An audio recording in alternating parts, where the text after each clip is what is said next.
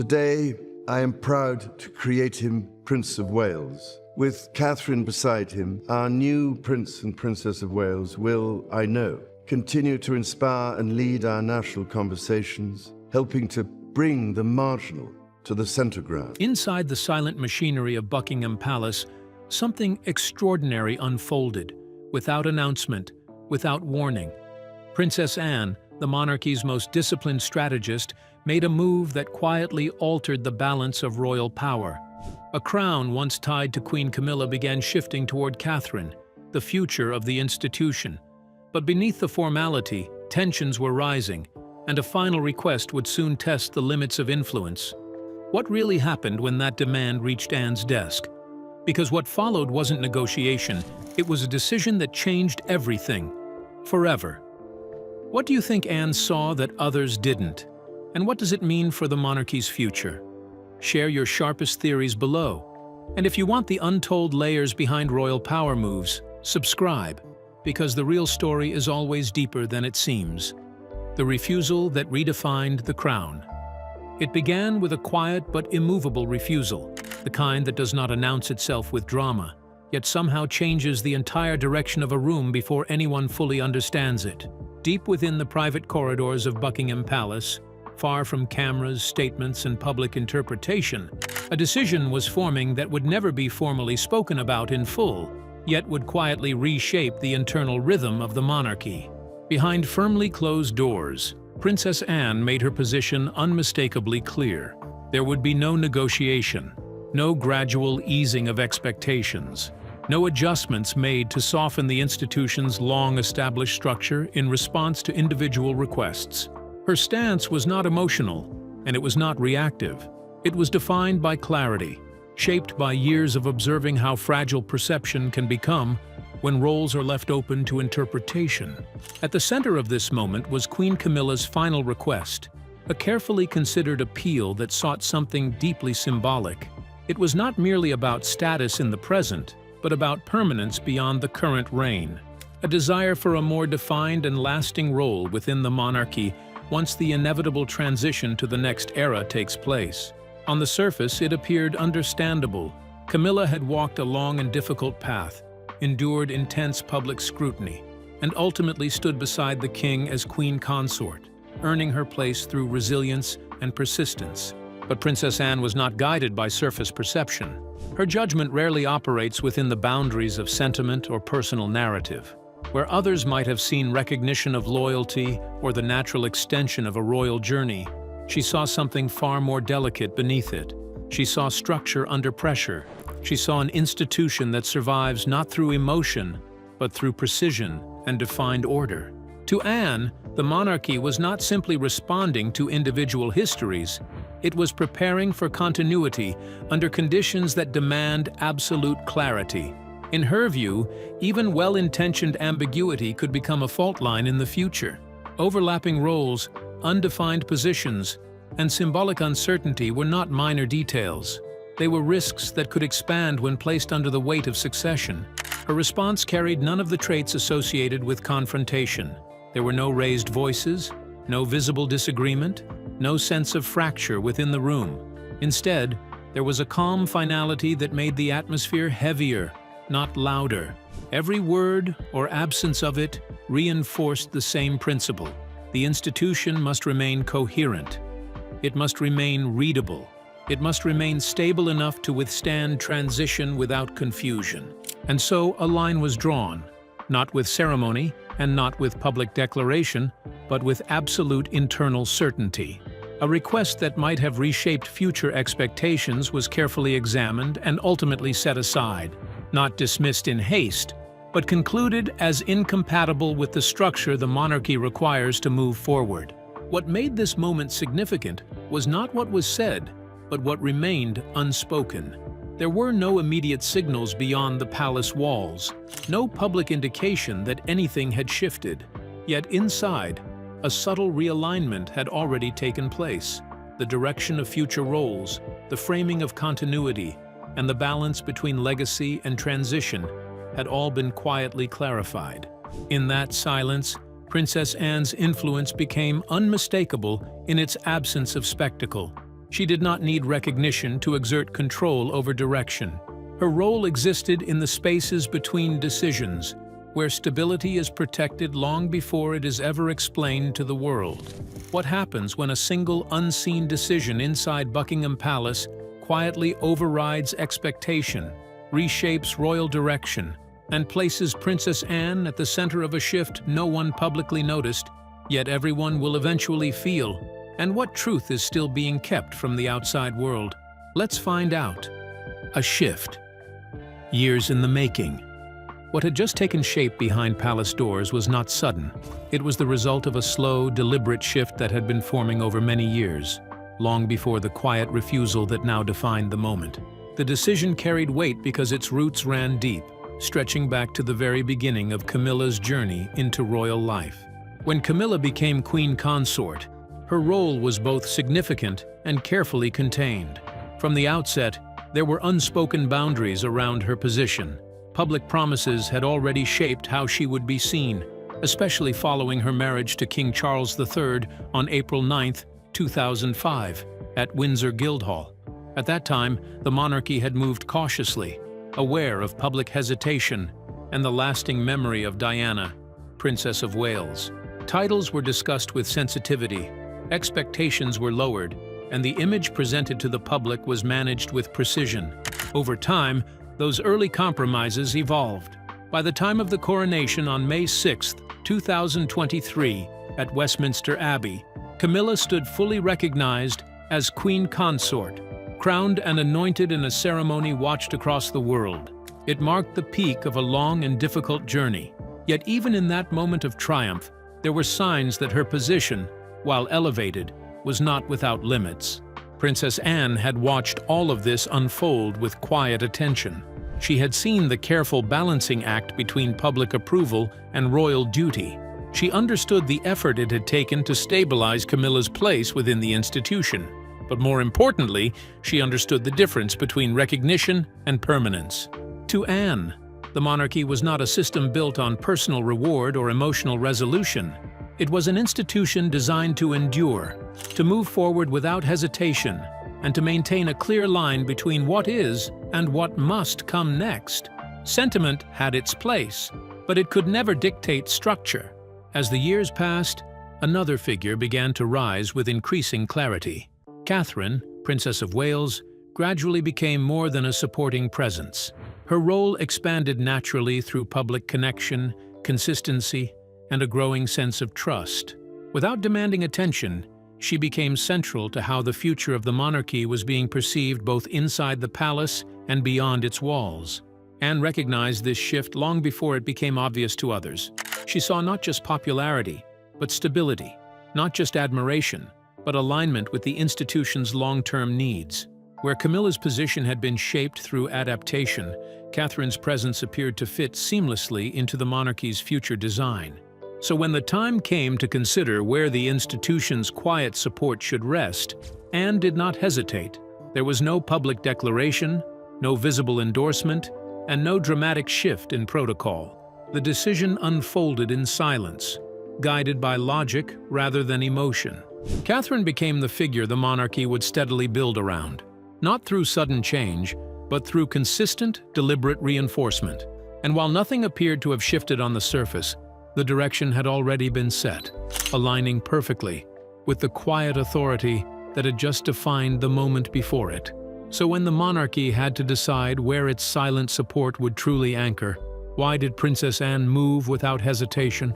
And what unseen system began aligning Catherine as the future face, while nothing seemed to change on the surface, yet everything already had? Stay glued. Power without noise. What followed inside the palace did not resemble a power struggle in any visible form. There were no public statements issued to the press, no heated disagreements echoing through official channels, and no dramatic moments that could be captured or replayed by the outside world. On the surface, everything remained composed, disciplined, and unchanged. Yet it was exactly this absence of visible conflict that made the shift so powerful. Nothing had to be announced for everything to begin changing. Princess Anne's influence was never rooted in confrontation or spectacle. It worked through something far quieter, something far more precise. Her control was not expressed through force, but through carefully placed decisions that guided the structure of the monarchy without drawing attention to themselves.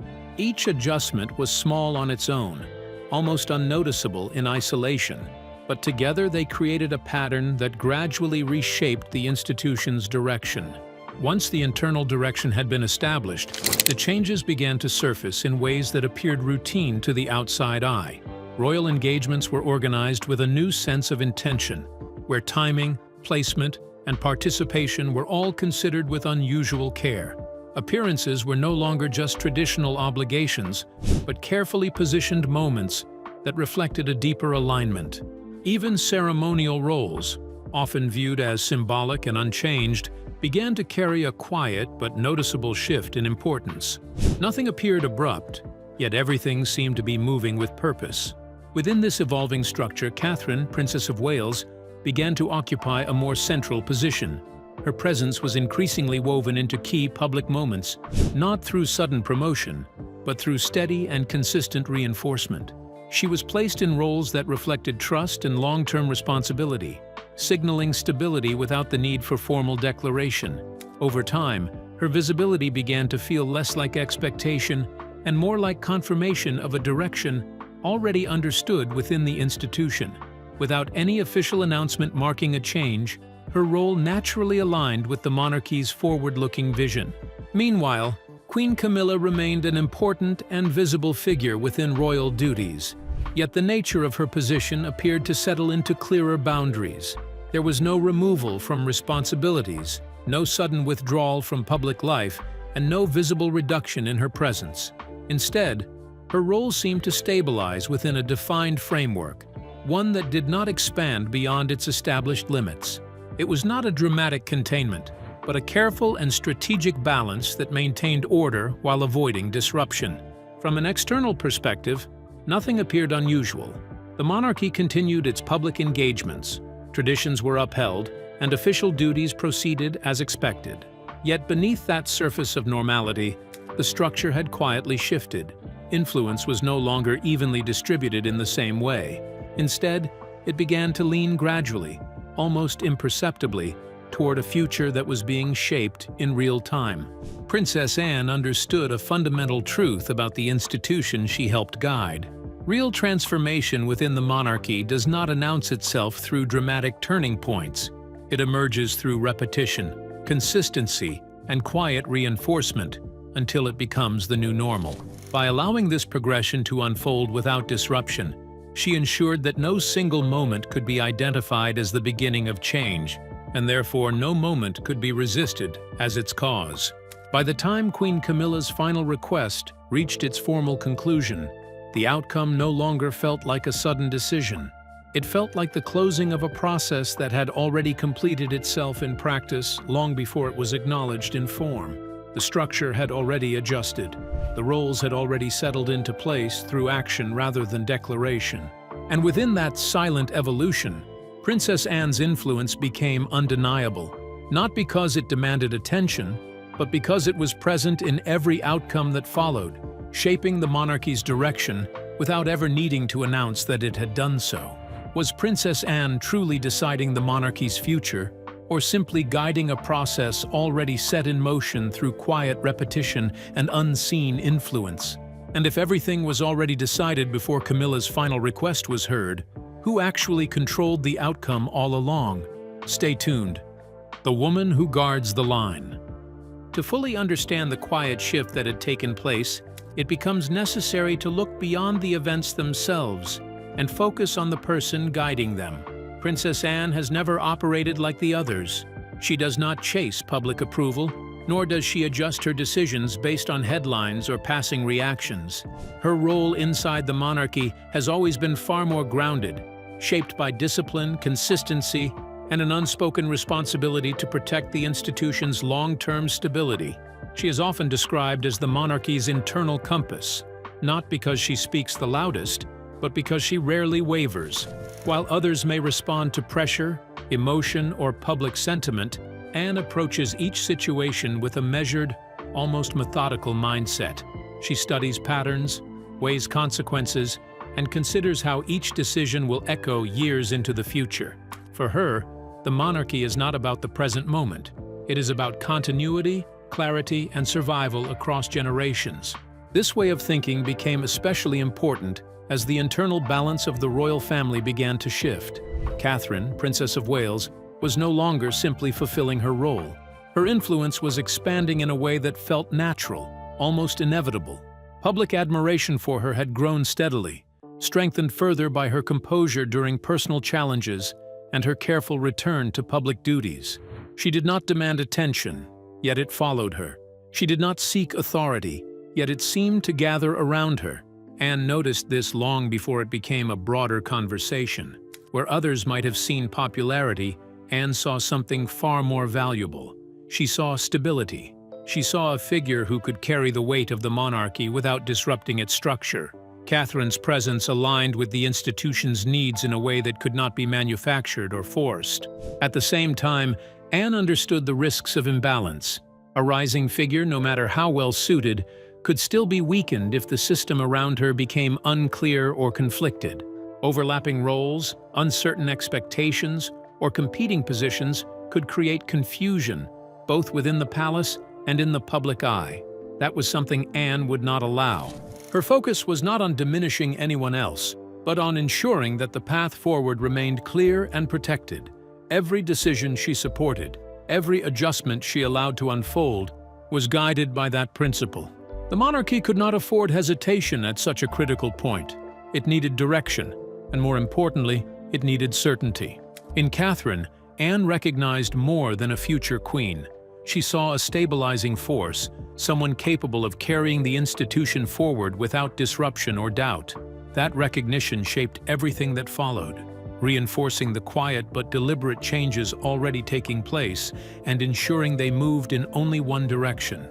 Was Anne simply protecting the monarchy, or quietly engineering its entire future behind closed doors? As Catherine's rise solidifies and unseen decisions reshape the crown, the real question is, who is truly steering this transformation? And what happens when certainty becomes more powerful than the crown itself? Keep watching. When influence becomes inevitable. As the internal structure of the monarchy continued to adjust, a contrast began to take shape that could no longer be overlooked. It was not created through announcements or official declarations. It revealed itself gradually, through public response, quiet observation, and a steady shift in attention that even the most controlled institution could not fully contain. Catherine, Princess of Wales, was no longer simply carrying out her role. Her influence had grown into something far more significant, and what made it powerful was how naturally it had developed. It had not been assigned to her through titles or formal elevation. It had been built over time, shaped by consistency, restraint, and a presence that resonated far beyond royal protocol. Her return to public life marked a defining moment. After stepping back due to personal health challenges, Catherine reappeared with a composure that drew widespread attention. There was no attempt to dramatize her experience, no effort to seek sympathy. Instead, she moved forward with quiet strength, focusing on her responsibilities while maintaining a sense of dignity that connected deeply with the public. That moment did more than restore her position. It transformed it.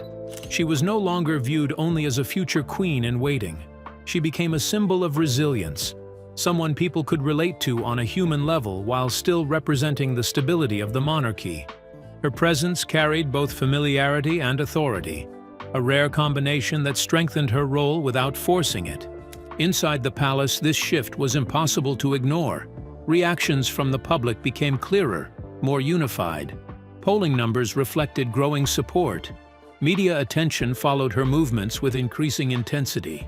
Every appearance, every engagement, every carefully delivered message reinforced the same idea without needing to state it directly. Princess Anne was paying close attention to all of it.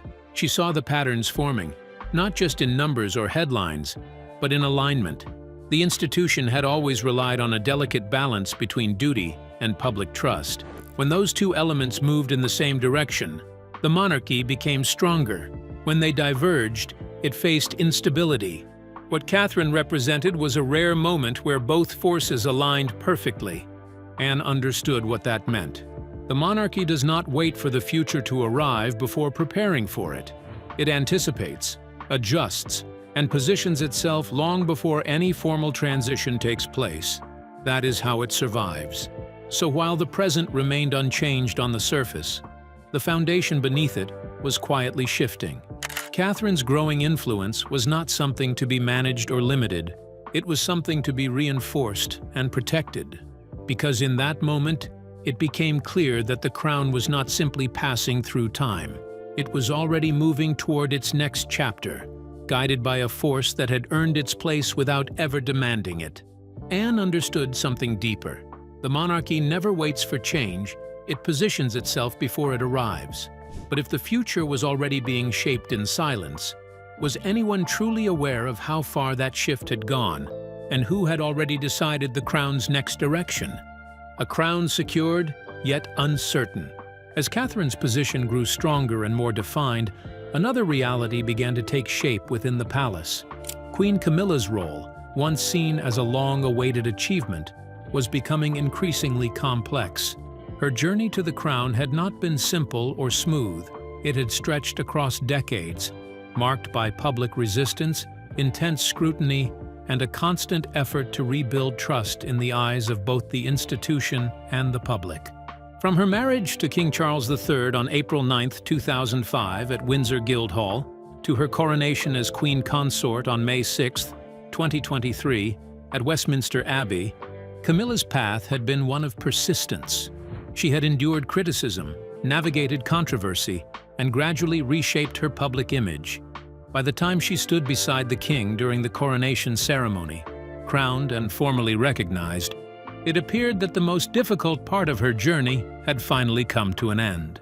But within the monarchy, reaching the crown does not guarantee permanence. The institution does not function as a reward system for personal endurance or sacrifice.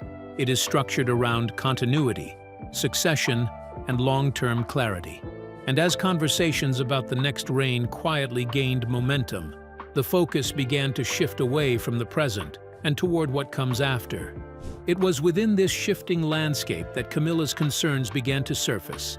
Her position as Queen Consort was secure for as long as the current reign continued. However, what followed was far less certain. Questions around her future role, her public presence, and her place within the monarchy after transition became increasingly difficult to ignore. In response, she sought reassurance, not in the form of public declarations, but through internal clarity, a defined role, a sense of stability that would extend beyond the current chapter of the monarchy. It was a request rooted not only in position, but in the years she had invested to reach it. That request, however, arrived at a moment when the institution was already recalibrating itself. Princess Anne recognized the weight of what was being asked. She understood the personal significance behind it, as well as the potential implications it carried. This was not simply about granting comfort or acknowledgement, it was about determining how the monarchy would present itself in its next phase. Anne did not respond with confrontation or dismissal. That was never her approach. Instead, she focused on definition, on setting clear boundaries that would prevent uncertainty from carrying into the future. Her role in that moment was not to oppose Camilla, but to protect the structure that had already begun to take shape. The monarchy could not afford overlapping identities or undefined positions during a transition that required clarity above all else. And so, without raising her voice or altering the calm exterior of royal life, Anne stepped in once again, this time not to shift direction, but to establish its limits. Why did Princess Anne choose definition over confrontation, quietly drawing invisible boundaries that reshaped royal destiny? And what does it reveal about the hidden limits placed on Camilla as the monarchy enters its most delicate transition yet, where silence itself becomes the most powerful force at work? When history falls short. As Princess Anne drew firmer lines around the future structure of the monarchy, history naturally became part of the conversation. The institution has always relied on precedent to guide moments of transition. There were examples to look back on, titles that had been used before, and carefully managed roles that helped maintain order when one reign gave way to another. On paper, it might have seemed that a solution already existed. Titles such as Queen Dowager had long been part of royal tradition. They provided a way to honor a former queen while clearly distinguishing her from the one who would follow. The transition after 1952 offered a familiar reference point, when the wife of King George VI became known as Queen Elizabeth the Queen Mother, ensuring there was no confusion with her daughter, Queen Elizabeth II. It was a system designed to preserve dignity while protecting clarity. But this situation was not the same. Camilla's position did not align neatly with those historical patterns. She was not the mother of the future king. Her role, while significant in the present, did not extend into the next reign in a way that naturally secured her place within it. That distinction, though subtle, carried enormous weight within an institution where lineage and continuity define everything. Princess Anne understood the risks that came with trying to force a modern situation into an old framework. History could guide decisions, but it could not solve every problem. In this case, relying too heavily on precedent could create more uncertainty than stability. The monarchy depends on clear identity. Each role must be understood without hesitation, both within the palace and by the public watching from outside. Overlapping titles or undefined positions could blur that clarity. It could lead to questions about authority, visibility, and hierarchy at a time when the institution needed to appear steady and unified.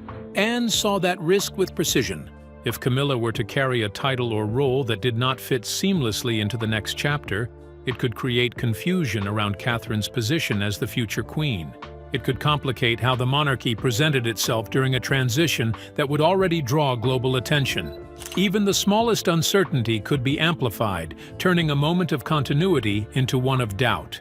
This was not about diminishing Camilla's journey or overlooking her years within the royal family. It was about ensuring that the structure ahead remained clean, direct, and easy to understand. So Anne made the decision that the moment demanded. It was not shaped by preference or personal feeling, but by necessity. The monarchy required clarity, and clarity often comes at the cost of compromise. By stepping away from easy historical comparisons and focusing on the reality of the present, Anne ensured that the future would not be burdened by confusion.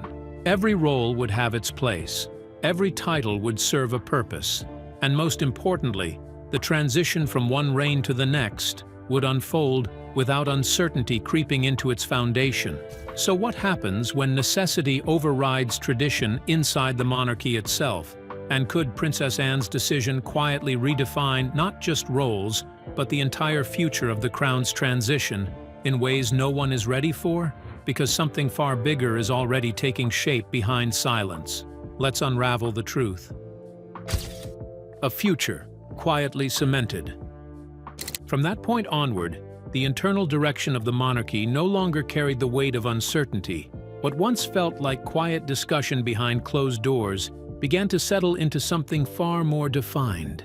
The hesitation that had surrounded future roles gradually faded, replaced by a sense of alignment that required no public explanation. Within that shifting atmosphere, Catherine's position was no longer treated as a distant expectation. It had become part of the institution's working reality, shaped carefully through consistent reinforcement and silent agreement among those guiding the crown's next chapter. Catherine's path strengthened through repetition rather than announcement. Each appearance she made carried a growing sense of purpose, not because it was declared, but because it was consistently supported by the structure around it. Every engagement placed her closer to the center of public representation, while subtle institutional signals continued to reflect the same direction of travel. Endorsements did not arrive as dramatic declarations. Instead, they appeared through steady visibility, careful inclusion, and a pattern of trust that became increasingly difficult to ignore. Over time, this steady accumulation of support shaped public perception in a way that felt natural, almost inevitable, as if the future had slowly revealed itself without ever needing to be spoken aloud. Behind this unfolding clarity, Princess Anne's influence remained constant but invisible. She did not intervene through public statements or visible authority. Instead, her Her role was defined by precision and restraint, ensuring that each small adjustment within the institution contributed to a larger sense of stability. Nothing was rushed. Nothing was left exposed to interpretation. The process relied on quiet reinforcement, where decisions were reflected in structure rather than language. In this environment, Catherine's growing centrality was not presented as a choice made in a single moment, but as the result of carefully maintained direction over time. As these changes settled deeper into the rhythm of royal operations, the monarchy began to reflect a clearer image of its future.